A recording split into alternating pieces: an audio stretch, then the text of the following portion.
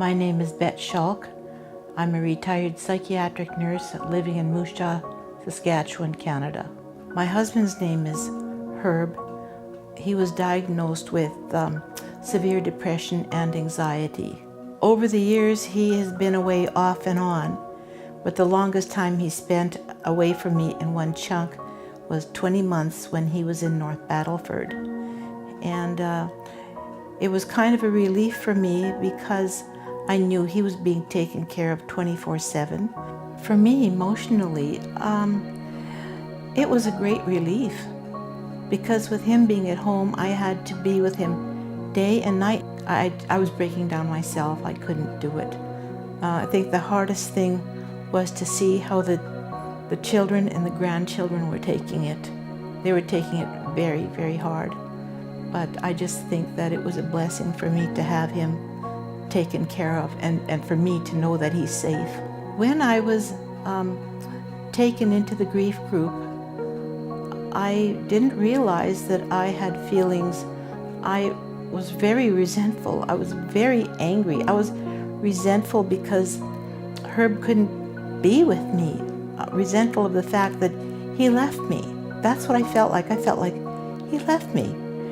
And I had to take care of everything that was left. And in the grief group, although I didn't lose my husband permanently, I learned that we all had the same feelings with dealing with grief. The anger, the resentment, and that we had to not depend on ourselves. We prayed to a higher power. And then it was coming to terms in the end with accepting my situation and accepting maybe this is the way it's going to be. Maybe this is what God wants. And I came to terms with that. Came to terms with the emotions I had. I didn't think that as a psychiatric nurse, maybe I shouldn't be feeling this. Maybe I should be controlling myself more when it came to resentment and anger. But it just seemed like everybody in the group had the same feelings going on. And I didn't feel so alone, and that was a real blessing. I really had to cling to hope the whole time, and sometimes there wasn't much of it. I was near giving up, but I knew that God has helped me in the past, and I knew that if I just cling to that lifeline, that somehow I would come through the dark cloud that was hanging over my head and see the sunshine again. So my faith, it really did help me, and also the faith of my grandson.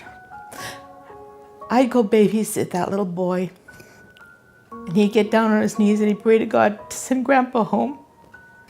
And when I realized that this little innocent boy has so much faith, I thought maybe I'd better think about my own faith more. Thinking about the future with Herb, it's excitement for me because he's really a different person. And he's not even the person that I married.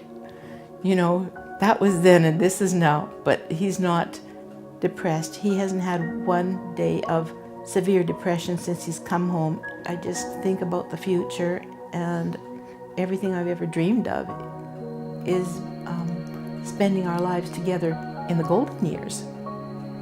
I like our golden years. We don't have to work. We don't have to get up on time. We can travel. If he decides he wants to jump in the car and travel and visit the grandchildren, that's great. I just love that. So I had to learn to get to know this new person. And he had to get to know me too, because I was very codependent and expected a lot of things, for him to do for me. And after I learned to do them myself, I was a different person. I didn't lean on him as hard. And he was a different person. He didn't suffer from depression. He gained a faith while he was gone too. There was a little church on the grounds that he would go to every Sunday.